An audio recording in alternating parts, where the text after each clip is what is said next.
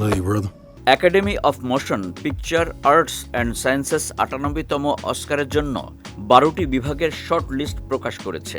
এবারের তালিকায় সবচেয়ে বেশি নজর কেড়েছে ওয়ার্নার ব্রোসের সিনার্স এবং ইউনিভার্সালের উইকড ফর গুড। দুটি ছবি 8টি করে বিভাগে শর্ট লিস্টে জায়গা করে নিয়ে প্রাথমিক দৌড়ে এগিয়ে রয়েছে।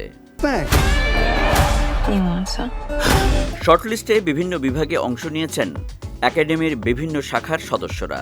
তার মধ্যে animated short film, documentary feature, documentary short, আন্তর্জাতিক feature, live action short, makeup ও hair styling, original score, original song, sound এবং ভিজুয়াল ইফেক্টস অন্তর্ভুক্ত।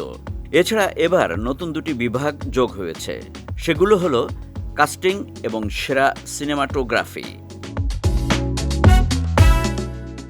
রায়ান কুগলারের পরিচালিত সিনার্স কাস্টিং, সিনেমাটোগ্রাফি, মেকআপ ও hair styling, sound, visual effects এবং original song এই গুরুত্বপূর্ণ বিভাগগুলোতে শক্ত অবস্থান তৈরি করেছে।